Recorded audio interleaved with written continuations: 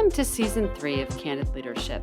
Throughout this season, I'm taking recommendations from listeners to speak with leaders and mentors of inspiration. Today's guest was recommended by listener Amanda Orson. Our two guests are Kim Scott and Trier Bryant. Kim Scott is the author of Just Work, Get Shit Done Fast and Fair, as well as Radical Candor, Be a Kick-Ass Boss Without Losing Your Humanity. She co-founded two companies that help organizations put the ideas in her books into practice. Kim was the CEO, coach at Dropbox, Qualtrics, Twitter, and other tech companies. Kim previously held leadership roles at Apple and Google. Earlier in her career, Kim managed a pediatric clinic in Kosovo and started a diamond cutting. Let me start that again. Sorry, I also heard the phone go off. Kim Scott is the author of Just Work, Get Shit Done Fast and Fair, as well as Radical Candor, Be a Kick-Ass Boss Without Losing Your Humanity. She co-founded two companies that help organizations put the ideas in her books into practice. Kim was a CEO coach at Dropbox, Qualtrics, Twitter, and other tech companies. Kim previously held leadership roles at Apple and Google. Earlier in her career, Kim managed a pediatric clinic in Kosovo and started a diamond cutting factory in Moscow. Trier Bryant is the co-founder and CEO of Just Work. She's previously held leadership roles at Astra, Twitter, Goldman Sachs, and proudly serves as a combat veteran in the Air Force as a captain leading engineering teams while spearheading diversity, equity, and inclusion initiatives. She has been featured as an influential DEI practitioner by several publications and outlets from USA Today to CNN and South by Southwest. Trier's an Air Force Academy graduate and enjoys spending time with her family who live by the motto, good enough isn't. It's great to have both Kim Scott and Trier Bryant with us today. Well, it's great to have you all on Candid Leadership today. This is such a delight, especially for our listeners and the people that recommended both of you to come on this podcast. It's an honor to be here. And I love seeing the books in your background. Yes, that's right. Both of them. They're read and tabbed. Excellent. And highlighted with lots of circles on these are things I say in my head. Someone put it in writing. Thank you. Exactly. We love to see that. So what I love about, Radical Candor is that kickoff, and then Just Work, it really puts things into practice. So you both founded Just Work to help the organization both boost trust and collaboration in the workplace. Can you talk a little bit to our audience about how you created this company and some of the philosophy behind it? Absolutely. In many ways, as I was writing Just Work, which is really about creating just work environments in which we can just work and also where there's justice. I realized when I started the book, I never liked to think of myself as a victim, but even less did I want to think of myself as a perpetrator or a failed leader. And yet I had to come to grips with the fact that I had played all of those roles at different times. And as I was finishing the book, I thought, people are going to need to put these ideas into practice, and they're going to need more. Reading a book is awesome, but very few people change their behavior because they read a book. And I know this from Radical Candor. And so I started looking for someone who had really been walking this walk for a long time, who really knew what it took to roll out DE&I practices, who really understood what it was to be a people leader. In many ways, I view myself at this company as sort of like the person who had a root canal. But that doesn't, just because I've had a root canal doesn't mean I know how to be a dentist. And so I was thrilled to meet Trier, who really knows where the rubber meets the road on how to put into practice ideas that will change things. Yeah. And Candace, it's so great to be having this conversation with a fellow veteran, Academy graduate, although not from the, Air Force Academy, West Point. It's totally fine. No one's perfect. Someone has to do it. But we can both say beat Navy. That's right. We can both say beat Navy. That's absolutely right. I have found myself continuing to do work in this space because, as you know, in the military, we say we take care of our people and the people take care of the mission. And every year that I'm further and further removed from my military experience, it becomes so much more apparent that not that, I think that the military has some incredible strengths and like no organization is perfect, but the military definitely does a much better job of really understanding what it means to take care of your people truly. And so there's this huge opportunity to help organizations and companies understand what that means and get it right. Because when we take care of our people and we create an optimized experience for them, we're going to get their best work so that they can just work.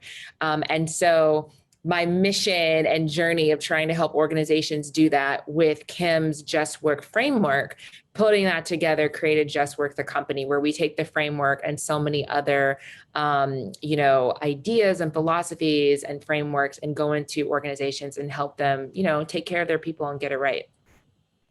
Well, that's fantastic. And I love the fact that both of you both grapple together with theory and practice and put it together into something that's really exploded. And but the ecosystem isn't quite there yet. And you see so many different factors that are really exacerbating workplace injustices. And some of those most damaging sources are people doing things that they don't even know or are aware that are really just not helpful or in some ways really bad. How do you work to define what those injustices are? And what are some of the most prevalent examples that you've seen to kind of overcome that as well? How are you helping to negate those hurtful comments? So one of the things that I have tried to do in this book, and that Trier and I are doing as we work with companies, is to give very clear names and definitions for the root causes of workplace injustice. And so there's three different things that I think are at the center that we often conflate as one: bias, prejudice, and bullying. And so we offer some very simple definitions. Bias is not meaning it, usually unconscious. Prejudice is meaning it, very conscious belief. And bullying is simply being mean or meaning harm.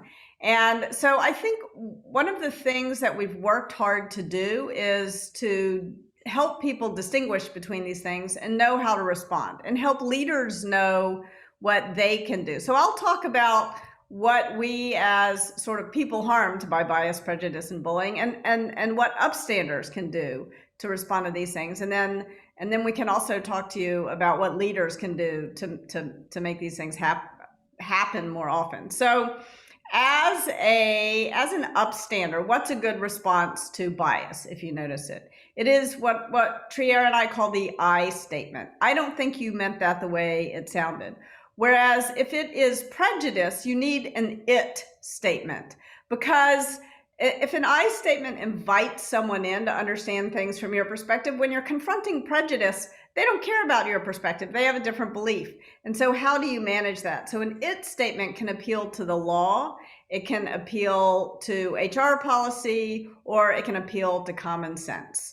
So Trier was one time working with a hiring manager on a hiring committee, and everyone who had interviewed all the candidates agreed that the very best candidate was a Black woman who had worn her hair out naturally in the interview process.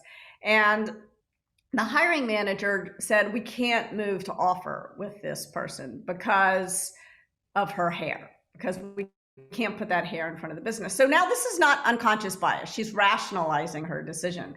And so what do you say in a situation like that? It is illegal, which it is in a lot of states, not to hire someone because of their hair. It is an HR violation, which it was at that company, not to hire someone because of their hair, or simply, it is ridiculous not to hire the most qualified candidate because of their hair. There are other times, though, when someone is just being mean, when they're bullying you. And there, an I statement is not going to work. You don't want to invite the bully in closer. And neither is an it statement. They don't care where that line is. So you need a you statement, which sort of pushes the person away. My daughter explained this to me, actually, when she was in third grade. She was getting bullied on the playground. And I was suggesting to her, and this is a mistake we make all the time, to use an I statement. I feel sad when you blah, blah, blah. And she said, Mom, why would I tell him that he made me sad? He was trying to make me sad. Why would I tell him he succeeded? And I thought, you know what? That is a really good point. And so here you need a you statement. You can't talk to me like that. Or if that feels like it might escalate too much, what's going on for you here? Or even just, where'd you get that shirt? The idea is that now you're in the active role and that bully is having to answer your question. So that's some sort of things we can do, but these things almost never happen. Upstanders almost never do this. And as people harmed, we almost never know what to say. So what can leaders do to help? Yeah. And Candace, one thing to highlight, it's so powerful when you first get introduced to the framework and you're reading the book, because for me, if you would have asked me, Trier, have you ever been bullied in your career? I'd be like, no. Have you met me? Like, you come for me, I'm going to come for you, right? Like, not happening with Captain Bryant. Outside of basic training, right? We'll just call that a wash of bullying. But what's interesting is that this framework really forced me to rethink my experiences that I had had in the military and, sharpen my own perspective on what I had gone through and what I hadn't gone through, and then how I reacted, not only as a person who's potentially been harmed, but as a leader of like, hey, I wasn't able to name it. It's one thing that I wasn't able to name bullying for my own experiences, but imagine though, as a leader, all the times that I couldn't identify bullying in that way. So that means that I wasn't intervening and stepping in. And so I think it's really powerful for us not only to understand how to identify the differences between bias, prejudice, and bullying for our own experiences, but as leaders to really be able to identify when it is happening in our organizations so that we know what to do with it. So what do we do? So with bias, one of the things that leaders have to understand is that we have to disrupt bias in the moment when it happens. Otherwise, our silence reinforces it. So how do we do that? We call those bias disruptors. And so there's 3 things that leaders need to roll out and implement bias disruptors within their organization. The first is a shared vocabulary. And shared vocabulary is a word or a phrase that whenever someone says it, the whole team knows we are disrupting bias right now. We are flagging bias. We have teams that say, hey, bias alert. We've got teams that, on our team, we wave a purple flag or we say purple flag, and then Kim bought a purple flag. It's a friendly purple flag, not like a red aggressive flag. Or we've got one company where cats are very prominent in their culture, so they meow at each other in a meeting. We'll let you know how that's going to finish working out. But if someone meows in a meeting, that's how they disrupt bias, right? So now that we know that we're going to flag it, okay, we flagged the bias, we're disrupting it. What happens next? Then we need a shared norm of how to respond, because those are the times once the bias is flagged, that's where things get uncomfortable and people are unsure.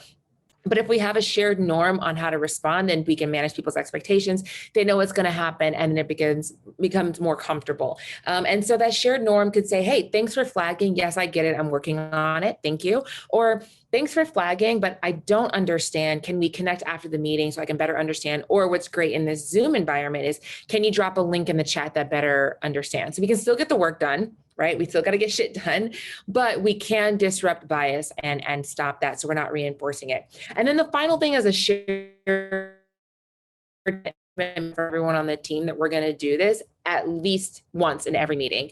Because just because someone isn't flagging the bias in that meeting, it doesn't mean it didn't happen. It either means that someone may not have had the courage to step in and call someone in on that feedback, or we weren't noticing it. And that's also just an understanding of our proximity to different cultures and different experiences of how quickly we're going to be able to really, notice that bias and then also flag it. So that's what we do with bias. That's fantastic. And I think something both of you noted on, this is really everyone's involvement. It's not just a leader issue, middle management and people that are just entering into the workforce. We all play a role in eradicating inequality in the workplace. But at different levels, it really takes different aspects of it. And for the fact that I love the purple flag, especially because right now I work in a joint organization. So your book is purple, the flag was purple, everything in my life, purple is my new theme color, which is also, royalty, right? So we are all there together doing this. rowing with a purple oar. But what do those leaders also have to do? I mean, there's more of a weight on the shoulders of those leading in my world in national security, but in your business world, how do you advise C-suite executives on their examples? Yeah, I mean, I think that the really important thing is that leaders have to take responsibility for preventing these things from happening. And yet, it's impossible to prevent them from happening. That's the great thing about being a leader. Your job is to do the impossible. And so when they do happen, when they do occur, you've got to respond in a way that prevents them from happening again. And so if it is a leader's job to roll out these bias disruptors and also to make themselves sort of the example of how to get this right. In other words, when a leader says, I am working on my biased language, I am saying you guys when I mean you all, or I'm saying blind spot when I mean something I didn't notice, we're using. So when a leader can call out their own language and ask for help from the organization, I want you all to flag me when I say you guys. Instead of you all, or whatever it is that the leader is working on. It almost, I mean, it does matter what it is, but as long as there's something concrete and tangible, and then other people can bring their perspective, can flag other biases. So yeah, go ahead, Trier. People leading by example and folks will follow. And it's so powerful. The other thing is leaders and everyone, we can also call ourselves in, right? Kim and I will do it all the time. Like Kim will say something, she'll be like, oh, purple flag on myself, right? Or I'll be like, oh, purple flag. But the thing is that, you can cultivate a culture where it is welcomed and it's desired and people see it as a learning moment, right? Because I mean, we love being in meetings where the concept of like disrupting bias and purple flag, it's very easy to implement, right? Very quickly. Sometimes even on a podcast, they'll be like, oh, purple flag, like there's one, right? And what's interesting about that though, is that it becomes a learning moment. There are so many examples that we've seen and used, or where we're in meetings where someone will say, oh, purple flag, on this. And it's like, oh, we didn't know that, right? So we're constantly learning. There is no one pager that's going to tell you, these are all the biased things you shouldn't say or do, right? It's really just it's as diverse as people in our lives and our experiences are.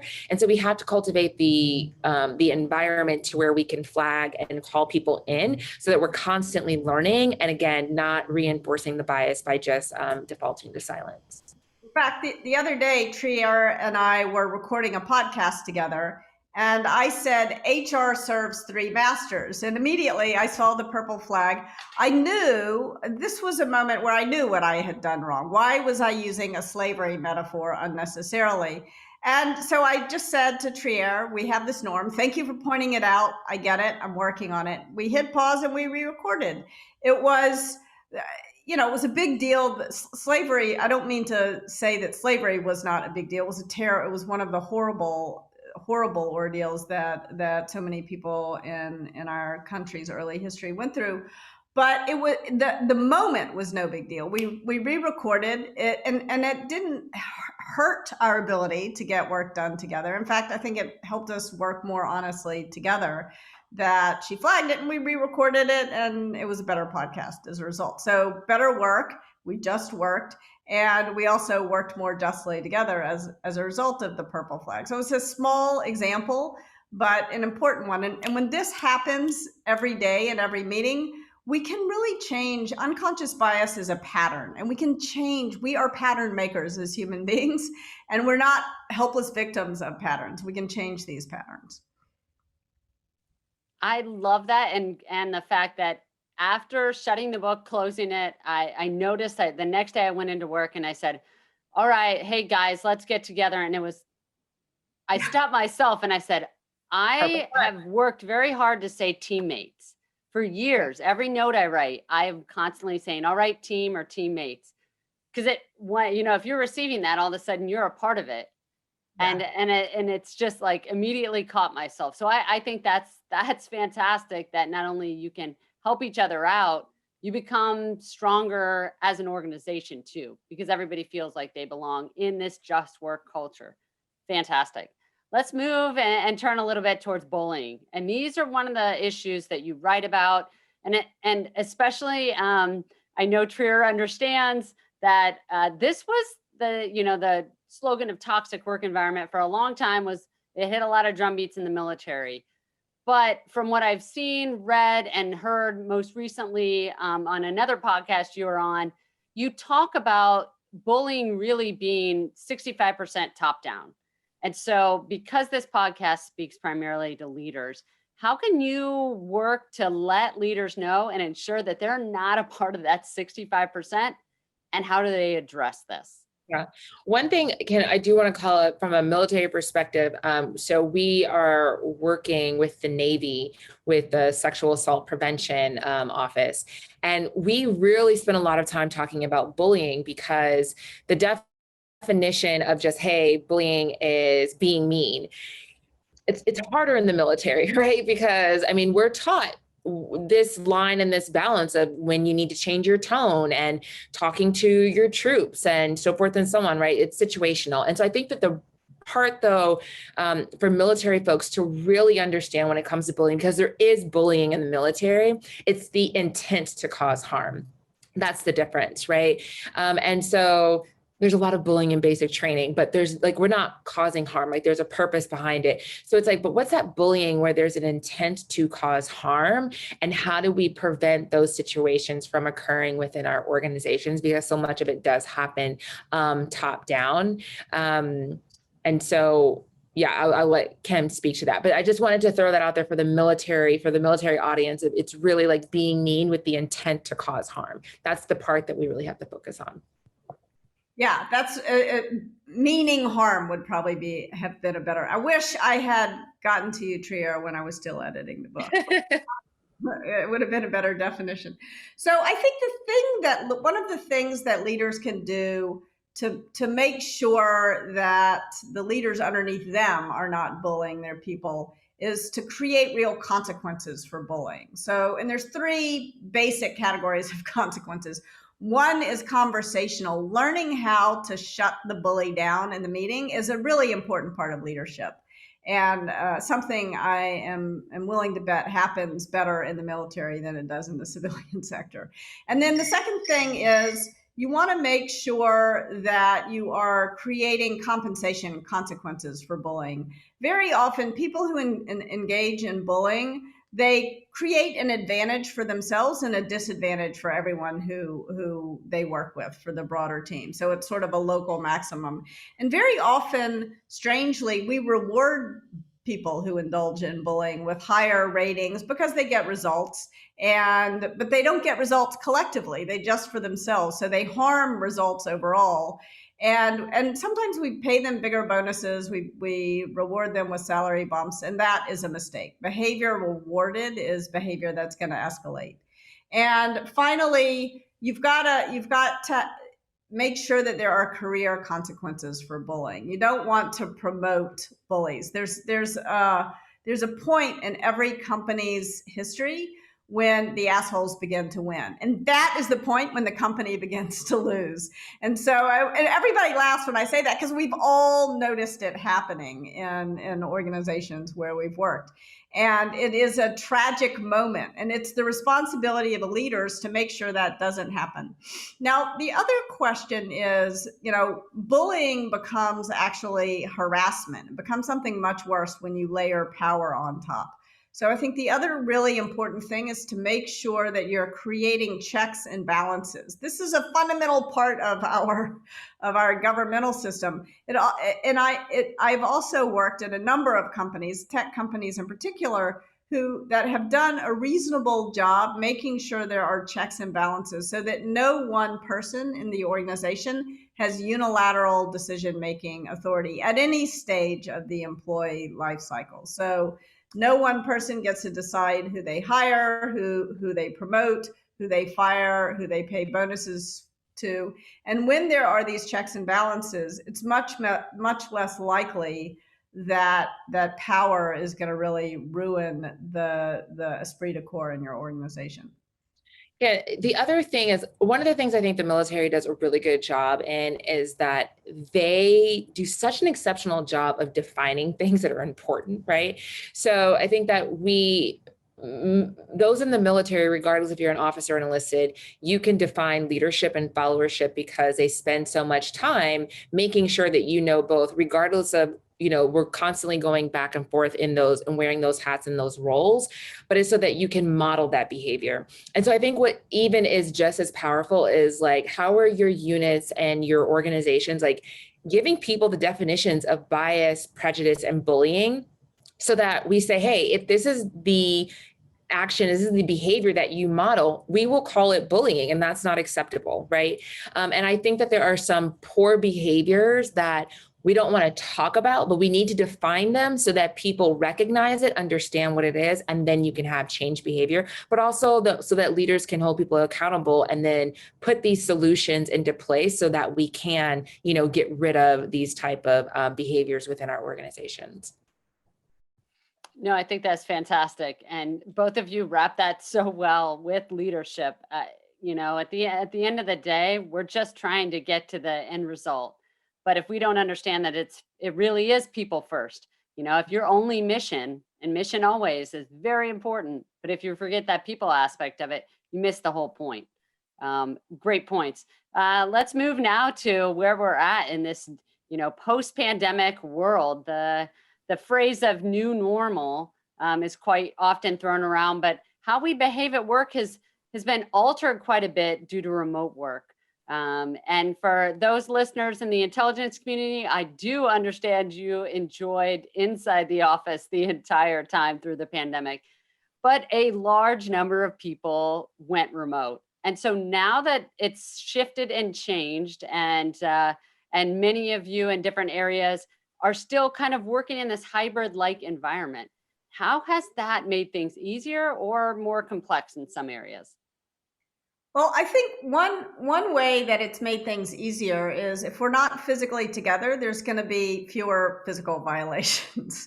And so I think as we come back together in the real world physically, we have a real opportunity to create a culture of consent. And a culture of consent is pretty simple. If you want to touch someone, it's your responsibility to know whether or not they want to be touched in that way, even if it's just a handshake. And if they don't want to be touched, don't touch. And don't put pressure on the person to touch you. And if you're not sure, don't touch and don't put pressure. It's really not that complicated. And yet it doesn't happen. And so I think if we can use the handshake if we can rethink the handshake, and very consciously rethink it in a way that reinforces a culture of consent, where you don't automatically stick your hand out. Maybe you say, would you prefer an elbow bump? Put your hand on your chest, whatever it is. Then if we do that in the context of an explicit culture of consent, we have an opportunity to really make a big difference in the workplace. There's also some interesting data and analysis that's been done. There was one organization, Project Include, they did this fantastic in-depth analysis that basically said that remote work due to COVID has actually exacerbated harm for particularly underrepresented professionals, whether that's gender, race, ethnicity, however you sit at the intersections of your identities, we're seeing increased harm. Yet then Best Places to Work, they also did an analysis and they said, hey, people are really enjoying working from home, especially underrepresented professionals, and they want to continue to work at home. And so Kim and I had this really interesting conversation of like, how can both be true? How are we seeing more harm done, yet underrepresented professionals want to continue to work from home? And I think what's happening is that we are seeing increased harm, but by working from home, there is a wall, right? There's this protective wall of Zoom. I can turn my camera off. Someone says something that's biased or exhibits prejudice. Afterwards, I can immediately go to my safe space and kind of like regroup, versus when you're in the office, you can't. And so I think that what's happening is that we are seeing more harm, especially for those that are underrepresented, but by working from home, they have more opportunities to protect themselves, to kind of re-energize themselves and get back out there of dealing with the day-to-day. And so what I would encourage leaders to understand, though, is like, how are we checking in and understanding what's going on in those populations and thinking even more broadly outside of just race, gender, ethnicity, sexual orientation, but also like parents, caregivers, right? Those are population that have just really, really had a difficult year. And like, what are people going on? And this is where I actually think the military is exceptional, but continuing to do that consistently and just having those personal conversations, that is where the military just really gets it right so well, that like we're telling civilian organizations, hey, you really need to check in and ask those questions. But it really goes a long way because we are seeing more workplace harm in these remote environments. And I think part of the reason why we're seeing that is that when we are on a screen instead of in person, we lose a lot of the context and the texture of real life. And so we're maybe even more likely to see someone through the lens of our unconscious stereotypes or even our conscious stereotypes than we would be if we actually saw them. Like if you see someone in real life, you notice their shoes, and it's something to talk about as opposed to just their identity. So I think one of the things that leaders can do is to create a little bit more space at the beginning of small meetings, for example, for chit chat. Like, so we get to know each other at a human level, what's going on. And now all of a sudden we see ourselves and each other as fully formed human beings and not like this little tiny square on our computers. Another thing that is interesting is bullying. One form of bullying is what I call bloviating bullshit. And these are the people in a meeting. Am I allowed to curse on is that okay? I have a great editor, so if we can't, I think everyone will understand context is key. Bloviating BS, we'll call it that. And these are the people who come into a meeting who don't know any more than anyone else, but who talk 50% of the time instead of their allotted 10% of the time or whatever. And you can begin actually, this happens more over Zoom, I think, than in real life. But you can begin to measure it more easily now. And I think helping people understand, hey, there were 10 people in the meeting and you only spoke 2% of the time, or hey, there were 10 people in the meeting and you spoke 60% of the time. People can begin to self-regulate if you offer them these kinds of metrics. That's great advice. And I've actually implemented, I've heard you speak of this, and implementing that, letting people know you've got 2 minutes and timer start now. You better come with the best advice possible, because if you limit a meeting to a half hour, people get really quick about what's important. And then afterwards, we're going to have the conversation part following. It's made a huge difference in my organization. Ladies, I wanted to thank you both for being on my podcast today. This is fantastic. Our listeners at Candid Leadership are definitely in for a treat as they've listened to this entire episode. Is there anything else you'd like to touch on, and where can they pick up this fantastic book that you've just authored? If you come to our site, justworktogether.com, you can see you can buy the book there, and you can also learn more about our frameworks and our services. Radical Candor is radicalcandor.com, and you can also learn more there. So thank you so much for this conversation. I really thoroughly enjoyed it. Yeah, thank you so much for having us.